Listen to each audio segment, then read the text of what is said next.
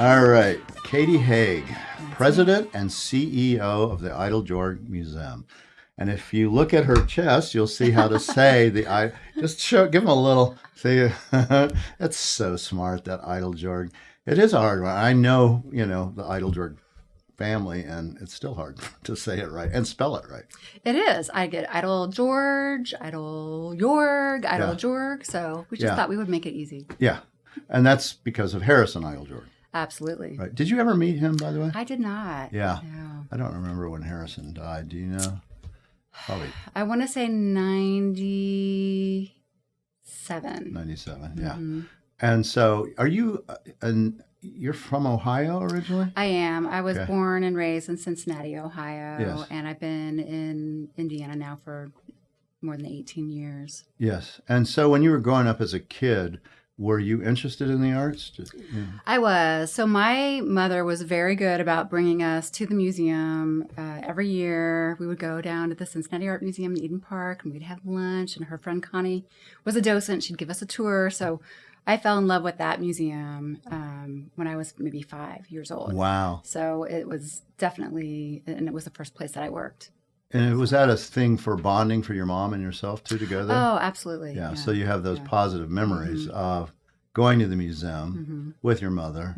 I think those kind of things can just hit and make a life, right? I mean, here you are, 30 years, you're in it. We'll talk about it. But, I mean, that has to be, I would think, maybe you could tell me one of the reasons that maybe you found yourself in that, journey.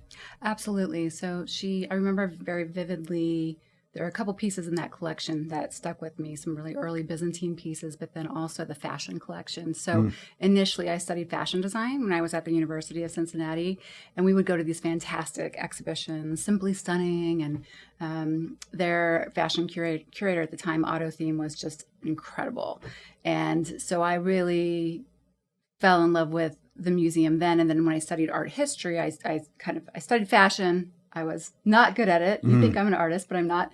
And found art history as a result. And then when I started working at the museum and all, it was just like the perfect opportunity for me to, put all of my loves together. But the fashion collection was really one of my favorites.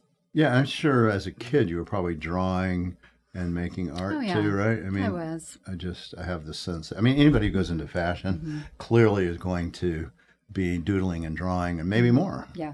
Oh, and I love to sew. Okay, so it really was a good kind of a fit. And what was it when you went to college for fashion? What was it that you go, maybe not? It was the D in pattern making that really broke it for me. It can be a class sometimes. And I always tell the story about the Peter Pan collar. So Peter Pan collar, if you're familiar, they're round. They're very difficult to sew. It's something round. So that was the project where I was extremely frustrated one night. We had some sewing buddies, and we would all just get together and sew, and it was just the end of me, the Peter Pan collar. And I was like, I don't like this. I'm not enjoying it. But what I really love are my art history classes. So my mother had bought me an $800 sewing machine when I graduated high school. Right. And I said, Mom, I'm sorry, but I'm dropping out of fashion. And she was devastated. And then I remember my Aunt Sandy very vividly saying, what are you going to do with an art history degree? And I said, Aunt Sandy, I'm going to work at the art museum. What do you think I'm going to do? And back then those jobs were hard to get. Oh, yeah. And so you were 18, 19? So it's kind of, you made it 1 year in fashion and you realized this wasn't your path. Yeah, exactly. Yeah, that's so interesting. But you were enjoying the art history courses. Oh, I loved it. And we spent so much time at the museum writing papers. So we would have to go and select a work of art, write a paper, do the research on it, go to the library. I mean, that was just a lot of fun for me. What is it about art history you think that gets you? I think it's because you learn so much. It's not just about the art. You learn about the social, political, economic times of the country that you're studying. European history was fascinating to me. On my father's side, they had emigrated from Germany before the Civil War, and they were artists. So they're a long line of artists. They did scenic backdrop design, and so I had grown up with that all over my house, and looking at it and flipping your through books. great-grandfather? Great grandfather. And they still have it? Yeah, oh yeah, I still That's have. I have all of amazing. it. Yeah. So that's just kind of how I grew up. And so I was really just fascinated when we had all these wonderful books that had been his, and just, From the 1860s, 70s time frame? yeah. And was art, because obviously it was important to your family, but was your mother or father into the arts or did art? Or They were not. So my great-great-grandfather, my great-grandfather, and my grandfather were all artistic. So two of them were artists and one was a landscape architect. So Oh, wow. my dad was a systems analyst for General Electric, and my mom was a teacher. But What did she teach? reading. Mm-hmm. And Did she make clothes? She did make some clothes. Because I was wondering when you said your mom was devastated when you dropped out. Was that something she would have seen herself doing, maybe? I don't think so. I mean, she did it for special occasions. Like she and my grandmother on her side would make, the baptismal gowns for myself and my sisters and cousins and things like that. So special occasion things. Mm-hmm. So you have, that's such an interesting background of art for generations, and that they kept that art. Oh, yeah. Because most families lose it, right? That's gone. Well, my mom is 89, Yeah. and my dad's passed away in 2016, but we still have all of the armbruster art. That's my maiden name. And we go to the Theater Research Institute at Ohio State to see the rest of it because they have a huge collection because my great-great-grandfather's studio was in Columbus, Ohio. Oh, that's so interesting. He probably knew Sharp and all these guys, too. Yeah, I don't know. That's interesting. I never thought about that. Yeah, because he would have been involved with all those. Because Cincinnati really had these great artists that were coming out of there. And obviously Sharp was one of them. And Farney, yeah. And Farney, too. That's right. Yeah. Absolutely. Yeah. So they would have known each other, I'm sure. I never thought about that. Yeah, and your art history. Mm-hmm. But it's so close. It's, you probably are more. Is there an area of art history that you find the more interesting? For me, I know it's like 20th century, kind of. It's hard. I'm a generalist. Abstract expressionism, I would have said that when I was in college because that was one of my favorite periods of art. But I've worked on so many different exhibitions over the years, and you kind of fall in love with every show that you do. And so I've worked on everything from Nabatean antiquities to Pueblo pottery. That's cool. To, so it's really kind of across the board. There's not one area or genre that I am more passionate about than another. My own personal collection is very eclectic. Yeah, you're curious. That's what it is. Yeah, and so you like it all. Yeah, I do. And it kind of probably follows your trajectory, which I want to talk about. Okay. So you go to college, you get your art history degree. You're living still in Cincinnati when you're doing this. And then, so what's your first job out of the gate? My first job was for 2 weeks at as a executive assistant at an advertising agency. I tried to work at a gallery. I went to all the galleries and they looked at me and they said, "You're too young. Yeah. We would rather hire a middle-aged car salesman to sell art than to have you, someone who knows what you're talking about, come in and try to sell to our clientele." And I was devastated. And then the weirdest thing happened. The Cincinnati Art Museum called me. They called the dean of the art history program, Dr. Christy Nelson, one of my favorite mentors, and they said, "Who is your best student? We have an opening in the registrar's office." And she gave them my name. And I started there as a clerk typist for $12,500 a year. And I had been making $21,000 at the advertising agency, and I had just gotten married. My husband was like, "Oh my God, you're going to work at the museum and you are never going to make any money." He said, "But you will love every minute of it." Yeah. And he was right, but really smart. And what year did you start working as a registrar there? Do you remember? 94. In 1994. And so most people probably don't know what a registrar does. So I think this is, and that's also one of the great things for you as your president CEO is that you have that in your background. So explain to the people, including myself, who doesn't really actually know Well, you guys are doing it right now. Yeah. You're intaking a whole collection out there, right? So Right. it's really the registrar, I would say, is the librarian of the collection. Okay. So basically, they're doing all the behind the scenes cataloging and inventory work. Anything that's coming in as an acquisition or a loan, they're processing it. They're doing the shipping and the logistics and the condition reporting, and then they care for it and track all the movement when it's there. They assign numbers to it and keep all the documentation for every work of art that comes in or out of the collection. So it's I quickly moved through kind of loans and exhibitions, and then I was doing major touring exhibitions all over the world. So that was a lot of fun, just the logistics, and I love spreadsheets and just kind of figuring out puzzles and things. So that was a lot of fun for me. And what's the puzzle component of that? So you have, let's see, 236 items you have to get from around the world to bring it to New York to open. And there's everything that's coming from the West Coast in the U.S., everything that's coming from here and there, and just having to make it all show up on time and get installed and the right sequence. And yeah, that's complete logistics. yeah. And you're also touching all these pieces too, right? Yeah. And that's the other part of your brain that gets to look at it, because you're looking for condition. So you're looking at objectivity, but you're also looking at subjectivity, because you can't probably help yourself when something cool comes in, right? Yeah. Well, and you learn a lot along the way. I was not a curator necessarily. I mean, I have curated, but I wouldn't say that that's my strength. But you learn so much from the curators that you're working with, as just even through the exhibition development process as they're making the selection and working on the interpretive goals for the exhibition. It's a lot of fun. Publications and What are your strengths? You said it's not your strengths. So what are they? I've administration, management, logistics, special projects, everything from capital building construction projects to storage projects to reinstalling galleries. That's really my favorite thing to do. Taking something down to the studs and just reimagining it completely. That's and the creative part. You're right. Super creative. I know, because I do it in my own business. And so when you do that, reevaluate and reimagine a gallery, are you working with specific curators that are doing that? Absolutely. So one of the projects that I did before I left the Indianapolis Museum of Art at Newfields was the Clues Pavilion. It's an early European collection, and it's an kind of Italianate, almost Gothic courtyard and limestone kind of wing with a fountain and really unique architecture. And we put a digital ceiling in the courtyard. Wow. And then Cool. commissioned all this content for it, and then paired each work that's in the collection with something from another culture, some that were contemporary, some were, Benin works from Africa.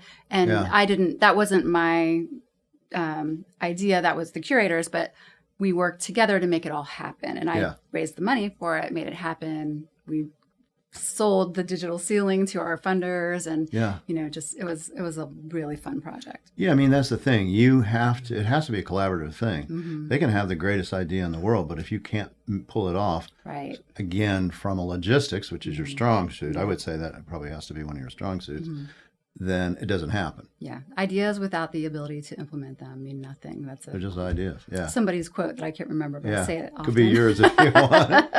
And so you do the register at, for how many years do you do that? I went from clerk typist to chief registrar in 4 years. And then I was there for 13 years total in Cincinnati. And then I was the chief registrar, and then I made a jump to the IMA in Indy to be a lateral move to chief registrar, but with a deputy director. So that went from Cincinnati to Indianapolis. Yeah. Now, you've been doing this at Cincinnati for a while, Yeah. right? That's like 15 years maybe? 13. Yeah, 13 years.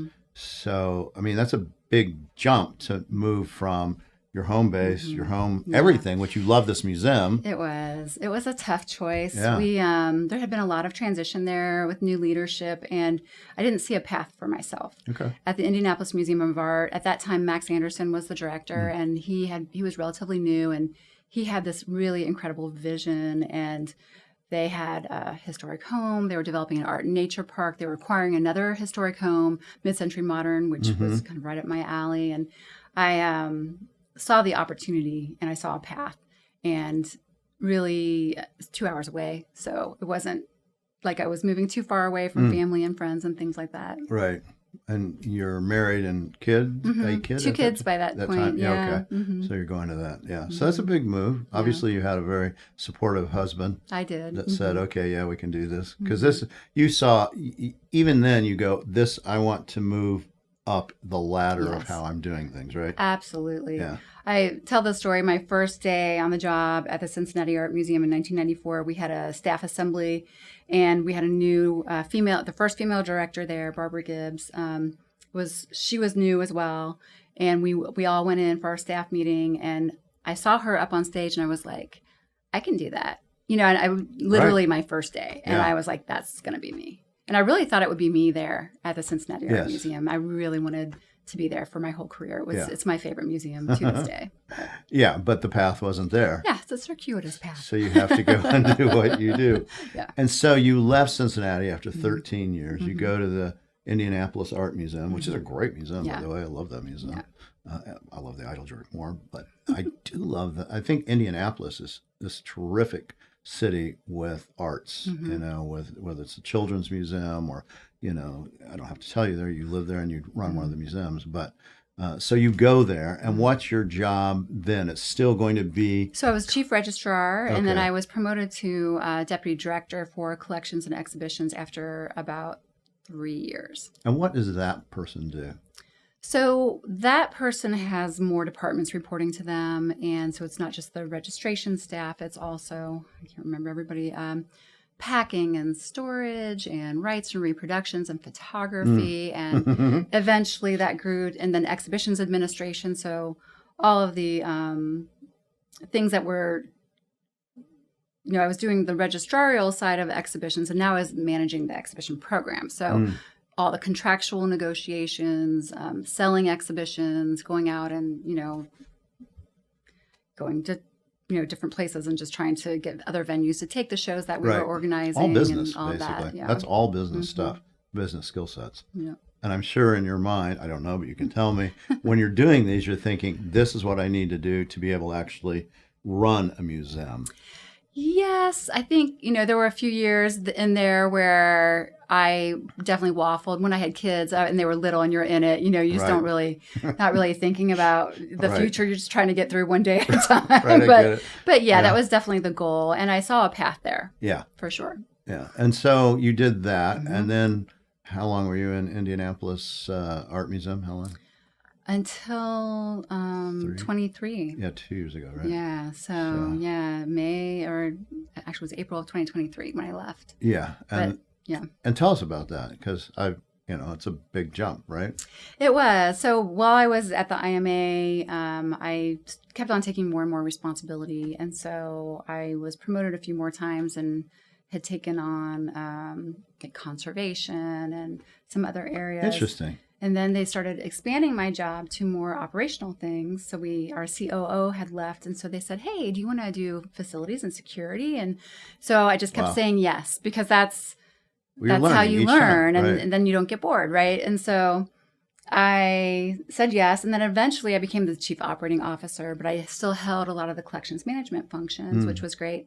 And then when my boss at that time, who had been the director of the IMA, left, I stepped in an interim role to manage the curators on top of everything I'd been doing as a COO and the interpretation. And that was so much fun.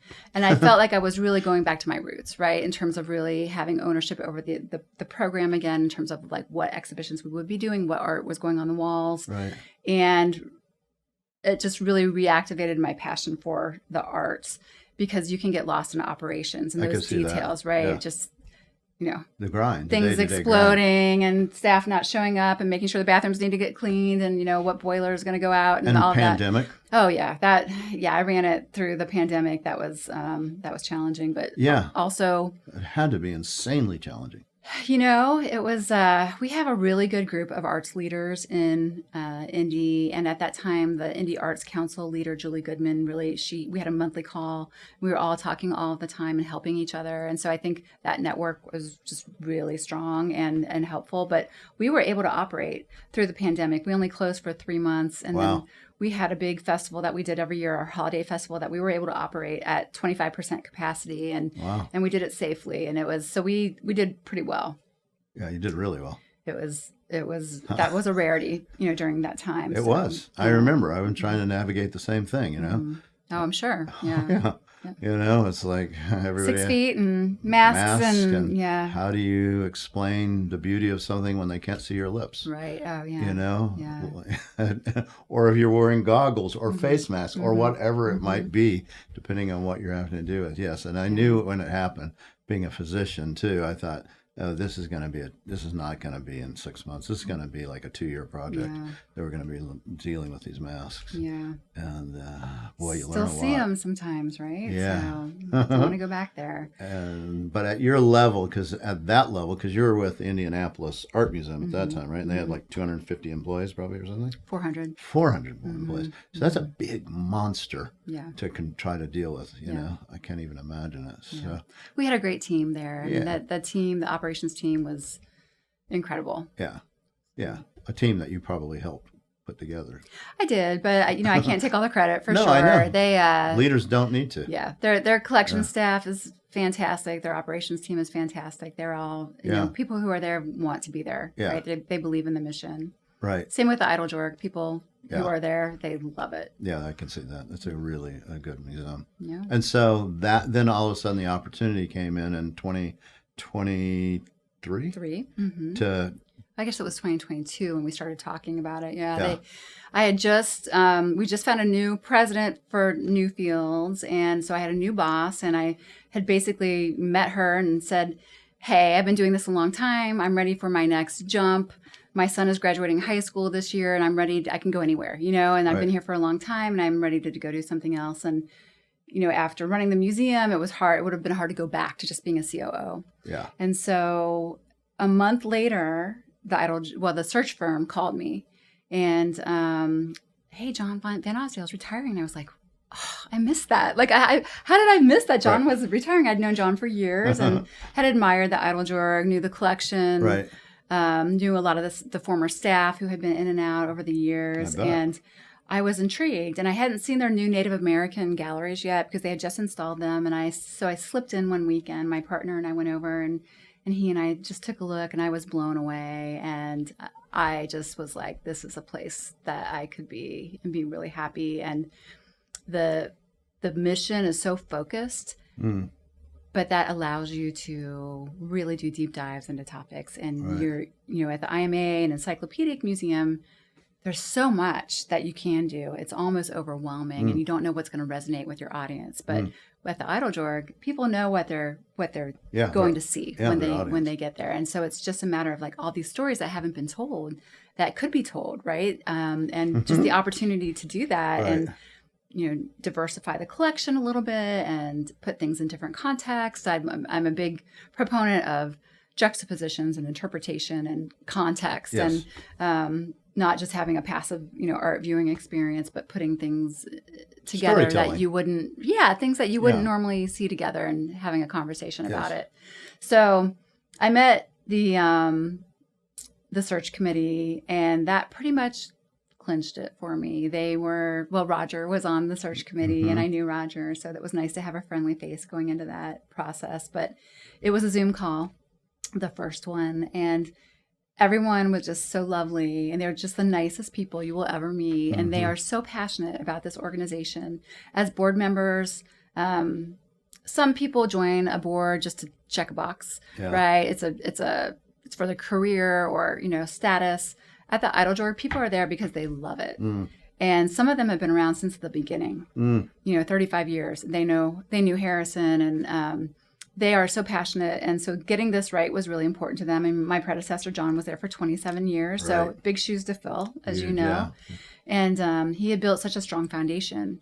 I keep joking that was the easiest leadership transition in the history of art museums, because it was just, I knew a lot of the donors, a lot of the names on the wall were people who were also, donors to the IMA. Right. And so it's a great collection. I mean, and the artists that we get to work with are fantastic. Yeah. And I get the impression that this curious part of you loved the fact you have Western and Native art to now tackle. Oh yeah, there's a tension there, right? Yeah. It's when you walk through our galleries, our Western art collection is installed in a very traditional fashion, and James Nottage is fantastic, and he did a great job while he was there. And then you go upstairs to our Native American galleries, and it's all like brand new, incredibly high tech. We have all of these technology hubs, and you can do deep dives and see videos of the artists and learn more about the pieces. And it's organized on 3 themes, and we did it in conjunction with our Native American Advisory Council. So it's really all about impressing upon people that Native Americans are still here. Yeah. And they are the authors of their own story, right? Yeah. And so there's a tension there, because you have, in the historic Western collection, a lot of non-Native artists depicting Native Americans, but that's the historical record. Right. And so sometimes it was romanticized, sometimes it wasn't always accurate, but being able to talk about that, right? We just did an Alfred Jacob Miller show, and it's, the white horse and everything, it's just like, it was like, well, this is not really as historically accurate as I would have expected, for the early fur trade, but it's what we have, right? It's some of the only documentation we have of that period, right? One of the earliest. So it's just fun to think about those things. And then really what I didn't know walking into it was that, my knowledge was limited to Henry Farney, Sharp, Victor Higgins. Those were Western artists to me. Yeah. The Western artists today, this like some that I saw in your gallery who are some of our Quest artists, I was blown away. And Ed Mell, oh my God. I'm a sucker for an abstract landscape. So abstract expressionism was my favorite, but I'm just in love with a lot of the work, and I'm still trying to figure out like what I'm going to collect personally, but it's a lot of fun. Yeah, Ed would be a good one. Mm-hmm. Yeah. There's one right there. It's behind you too. Oh, I didn't even see that when I sat down. I know. I was inspired by the transcendental art. He saw there was a show. Speaking of how important museums are, there was a transcendental art show that was in Albuquerque. Oh, really? And he went and saw it, and he just was like gushing about it. Amazing. And he did a little study of that, and for a museum actually. And I said, "Oh, you got to do a big one for me, Ed." And he's pushing it to the limit, right? Yeah. But it's inspired from Raymond Johnson and these guys that are doing it in the 30s and 40s and 50s. Yeah. And, again, but museums can have so big an impact on individuals like yourself, for sure, me as well, Ed Mell. And so now you have this new project, probably your lifelong project, I would guess, and you're president CEO. You've been doing it for about 2 years, right? Almost. Mm-hmm. Yep. And so what are kind of the things that you're working on right now for the future of the museum?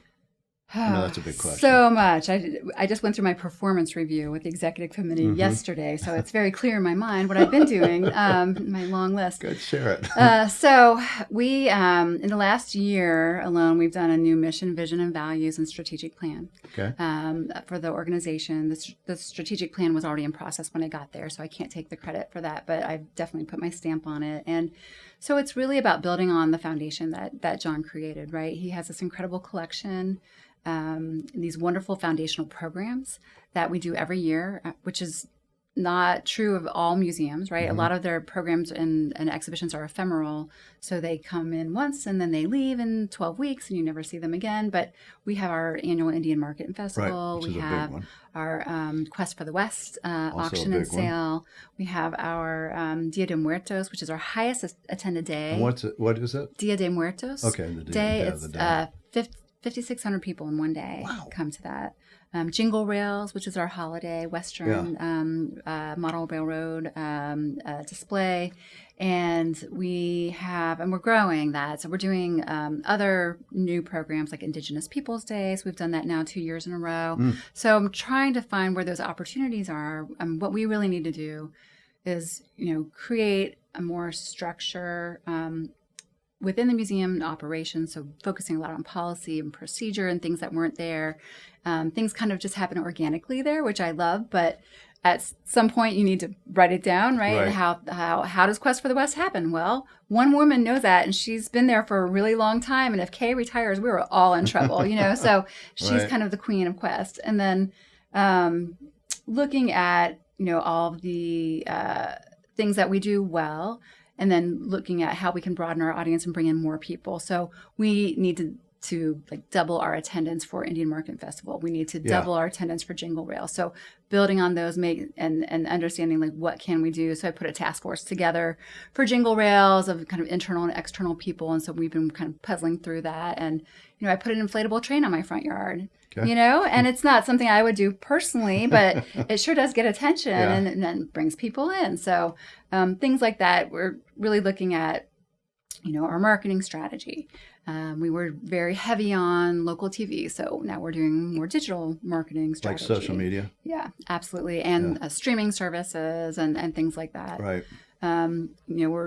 We are bringing in consultants to look at our retail operation so that we can make sure that we are driving revenue.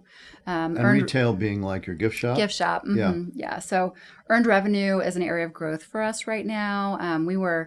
If you think of most museums, they have usually an endowment that's you're drawing from. They have contributed support, so fundraising, and then they have earned revenue. Our earned revenue was only about 17% when I got there, so it really needs to be about a third of our revenue stream. That's a lot. That's a big jump to get there. Well, we were really doing a great job. I mean, John was an excellent fundraiser. He's a brilliant fundraiser, and but we were raising like 65% of our budget every year, and that's not sustainable, from a financial perspective. So what we really should be raising money for is not just the operational things that we want to do every year, but for the special projects and new things that we want to do. So trying to balance that out a little bit. So finance, there's a big focus on endowments. We've been able to add to the endowment quite a bit since I've been there, and I should be doing fundraising about 50% of my time, and I'm not there yet, but because I've been so focused on the internal operational things and really building my team. So we have a lot of new team members too. So we're trying to get everyone just onboarded, and they bring a lot of great new energy. Sure. But you're also, as you're losing people with any leadership transition, you lose institutional knowledge, right? So that's been a balance for sure. Mm-hmm. And so let's talk about the Indian market, because I think a lot of people don't understand how important you are to Native American arts. I consider it the East. Maybe you consider it the Midwest. I don't know what Indianapolis is. Technically, we're in the Midwest, but we're Eastern time zone. Yeah, you're on Eastern. So, but you have this. Your mission statement is for Western and Indian Native arts, right? Indigenous arts. Yes. So really important, and there's not those kind of things around. You're a bastion of this on the whole kind of East Coast. Yeah. Other than east of the Mississippi, there's like us and the booth. Yeah, and then you also have the one in St. Petersburg. The James, which is primarily Western. It's primarily Western. Yeah. Yeah. So you have this event every year for contemporary Native artisans. And when is that? It's usually the end of June. It's always the weekend after Father's Day, but not this year. We had to bump it a week because it conflicted with some other things going on in the city. Right. But end of June every year. This is our, I want to say, 33rd year. Yeah, that's a lot. That's amazing, right? We have some of our artists who have been coming the whole time. Nelson Garcia, this is one of his rings, and he's one of my favorites, and he's been coming the whole time. And it is unique. And one of our biggest challenges is there's so much competition in Indiana right now with other festivals and other things. So what do people choose to do with their leisure time? Right. Going to a museum. So that's my mission, is just making people aware of what we do around, these programs that we do, the events that we do. We have a contemporary fellowship program. Since 1999, we've given out a cash award to 5 Native American artists every other year. And we've acquired something from each of them, and we've done a show and a catalog. Right. And nobody knows about it except the artists. Yeah. And the artists know, but contemporary collectors and mainstream contemporary art are starting to know. Yeah, because they're finally figuring it out. Finally. Right? I went to Art Basel, and one of our fellows for 2025, Chanupa Hanska Luger, was in the main fair at Art Basel, and I was like, yes, finally. Yeah. So that's kind of my background. Is I've worked with a lot of contemporary artists, so I'm trying to pull all the levers that I know to get some recognition for the Eiteljorg, because I think it's such an important program. Yeah, because you've been collecting contemporary Native arts for a long period of time. And really, I think this has just kind of happened that people are figuring out, It's Gibson important. being at the Benali. And Yes, I went to John, see it. Yep, my son went too. He Yeah. flew out. That was one of amazing. those things you go, you need to go see this. It's groundbreaking. Right. It's the first time this has ever happened in Correct. the history of the Biennale. So I took my kids. Smart. We went. I was And like, that "You have to shows see concern this." and interest. Mm-hmm. And Jean Quick Smith, she does her Yeah. in the Whitney first thing. And Mm-hmm. I mean, so you guys have been there for a long time. We have. And it seems like that's where you could really capitalize. And I'm sure you've thought about this. I don't have to say it, Yeah. obviously. But on the fact that you're there already and still growing. I'm sure you still have acquisitions that you're still doing it just when you have these awards that you do, right? Yes. So Fellowship 2025 is right around the corner in November. And so we've just announced our 5 fellows. And then we are hoping to have a booth at Expo Chicago this year, just an exhibition booth to show people what fellowship is and tell the contemporary art loving audience in our region, more about it. And then we were just invited to host a pitch night for the Art Prize, the Grand Rapids Art Prize. So contemporary native artists trying to get into the Grand Rapids Art Prize will pitch at the Eiteljorg. So they do pitch nights all over the country for Art Prize, and 700,000 people come to Art Prize every year. And where is it? I don't even Grand Rapids, Michigan. I see. Yeah. I don't even know about that. Isn't that amazing? No, don't even know about it. Driving. It's a drive market for us. It's like 6 hours away. And Grand Rapids? Yeah, it's a citywide art event. And is it for just Contemporary. native? No, it's Everybody. it's for all contemporary art. It's international. Okay. But so they'll do a pitch night just for contemporary native artists at the Eiteljorg. So they can come from all over to the Eiteljorg. They apply, and then we narrow it down to 5. They come and pitch in person, and then they make a selection for one person who gets a stipend or some kind of some funding to go to the Art Prize. And then they go to it and they exhibit and can sell their work? Yes. And then how many artists are at that? I don't know how many artists are at Art Prize on an annual basis, but I should know that. But it's a bit high. Well, I didn't even know about Art Prize. So yeah. It's a citywide, so they have activations, just on the street. They have galleries, they have museums, and so you can just see art just kind of takes over the city. Wow, how long has that been going on? A really long time. Yeah. I think they had a bit of a hiatus around the pandemic, but they have a new director there now, and he's been pretty fantastic. Yeah. So, yeah. And then tell us about the Quest, because that's, I remember when they started it, actually. Yeah, 20th year this year. Hard to imagine. Yeah. God.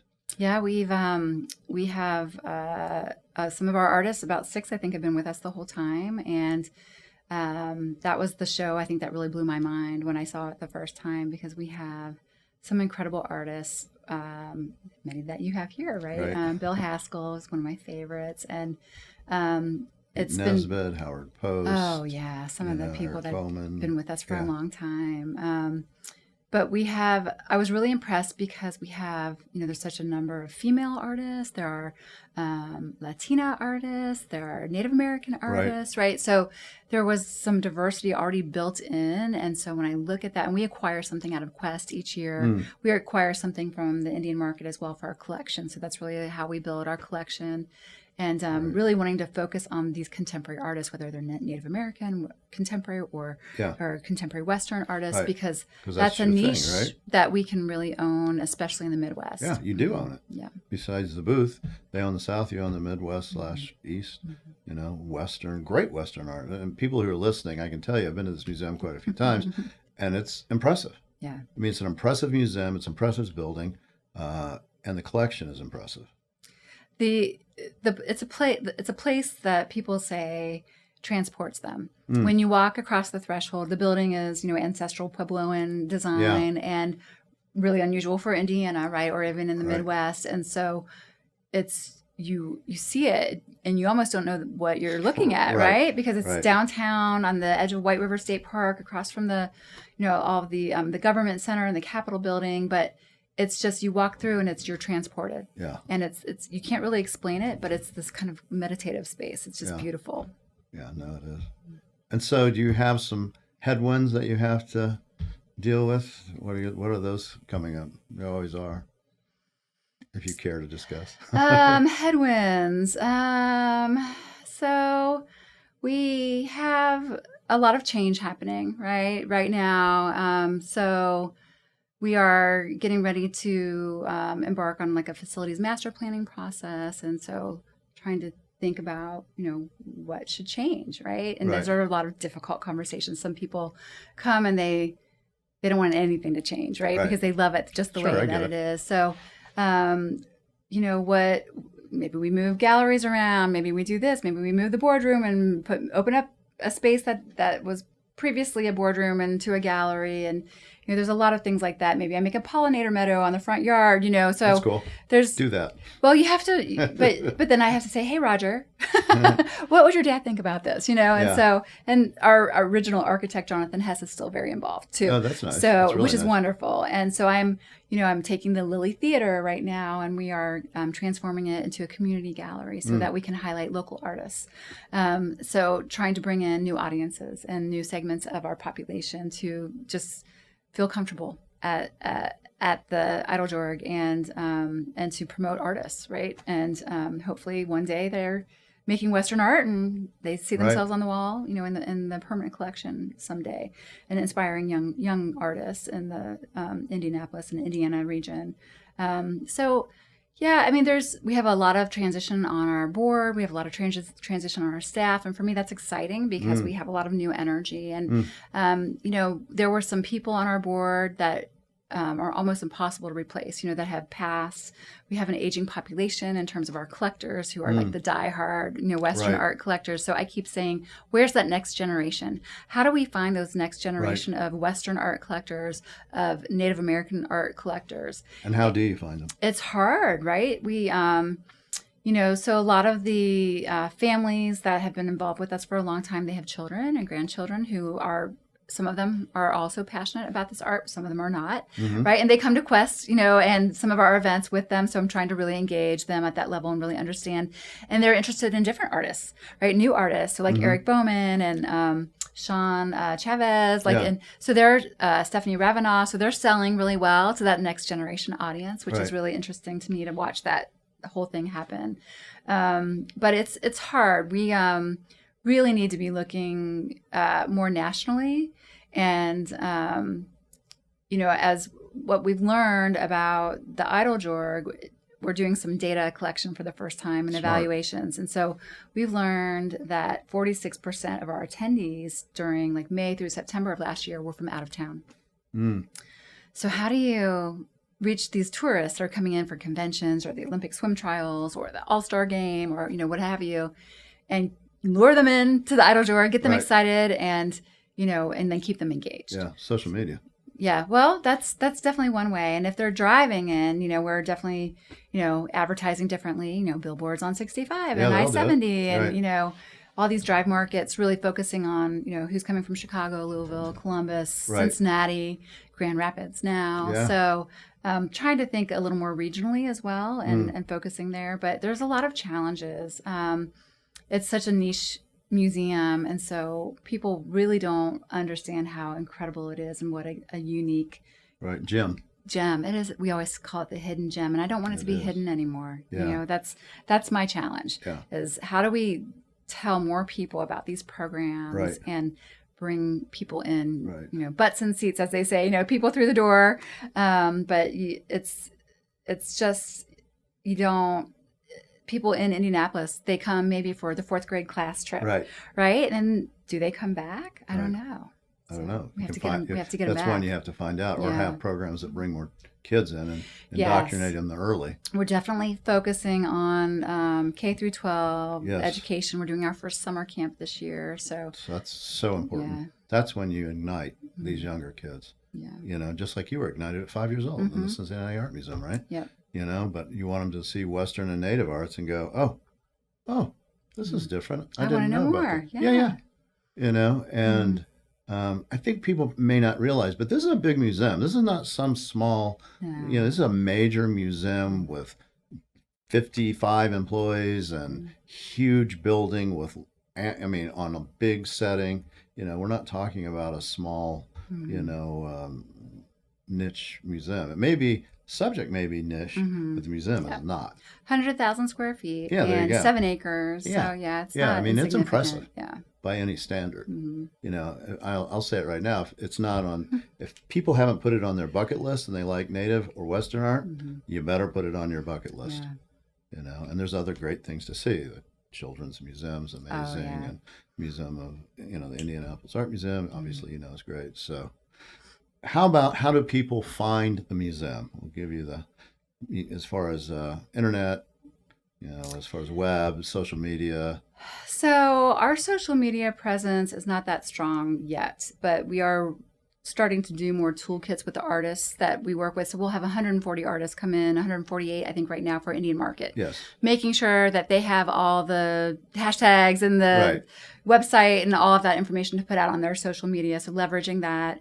And is it Eiteljorg Museum for like Instagram? Do you know Yeah, it is Eiteljorg Museum. Probably so. I am not a big Instagram person, but I'm getting better. You will. Yeah. Who has the time? That's the question. Well, that's the thing. I mean, because you have so many hats, you know, you have to dedicate people, I guess, to that. But we're doing more geofencing. We're definitely doing more streaming and digital marketing. And so we are really just starting. I have a new director of marketing. She just started in December. And so looking at all of that, and you know, we are situated downtown, so we get a lot of just walk in off the street traffic, people on the cultural trail, people at the convention center across the street, people coming in on a Sunday for a Colts game, you know, at the Lucas Oil Stadium, or a Pacers game or a Fever game, right? So there's a lot of sports in Indiana, and so what I really love that's been happening is when we hosted the All-Star game last February, there was a really big art component in the city. So it was really a citywide celebration. And so art and culture was working right alongside with Sports Corp and trying to make sure that, you know, we're connecting all those dots. And so it's really been fun to watch that happen over the last decade or so, and especially the last 5 years. So art and culture is, you know, not quite as important as sports in Indiana, but people understand that they do. I think they really do in Indianapolis. I felt that when I was there. I saw it. It's what makes a vibrant community, right? You have to have both. Is there anything we've missed we should talk about? Other than you've been up since 4 a.m. to get here? 4:45. No, I just love the opportunity. I'm going to spend some more time in your gallery and may have to buy something while I'm here because there's some incredible work. And I think I'm finding some new artists for Quest and just for the collection. So that's exciting. And just thank you for the opportunity. Absolutely. It's wonderful to meet you. And we'd love to host you out in Indy anytime you come through. Yeah, no, I plan to actually go out there, my son and I, Charles, to do, you know, Instagram posts and videos. Because I know the material and it's fantastic and people need, even if they can't make it, you know, I like to be able to share and go, here's something I found interesting. I think you might too. Nice. Well, we're wrapping up our Preston Singletary Raven in the Box of Daylight show, which is fantastic. When is that in? March 9th. And everyone said it's the best show we've ever done there. Wow. Best show, 35 years. And so. Must have been fun with all the logistics on that one, huh? Oh, I didn't have to do that, so fortunately. But glass. I did bring it in when we didn't have a show when I got there, so for that time slot. So I did find it and bring it in, so I'm very proud of that. Yeah. And Preston was just lovely to work with. And then we've got Radical Stitch coming up, which is a contemporary beadwork show. Oh, that's cool. Organized by the Mackenzie. So this is the only U.S. venue. The other ones have been in Canada. And so a lot of our, some of our fellows and other artists who are in our collection are in the show. So we're really excited about it. And how often do the shows change there? We do, in our temporary galleries, probably 3 a year. Yeah, that's a lot. Mm-hmm. Yeah, so if you go every 3 months, you're going to see, or 4 months, you're going to see a new show. Absolutely. We just opened Voices of the Arctic, a contemporary Inuit show. That's and cool. I mean, and we have fellowship in the fall. We're doing a Native American tattoo exhibition that we're working on right now that we're organizing. When is that? Not till 27, I think. And then the Jerry Lee Atwood Western Wear exhibition. Yeah. He's kind of like the Western Wear couturier for the stars, and he does like this chain stitch embroidery. I know you're gonna like that one. Yeah. Oh yeah, I'm so excited. I can't even tell you. But he's dressed like David Harbour and Post Malone, and so we're excited about that. Lots of fun things coming up. Yeah, that's very eclectic group of interesting shows.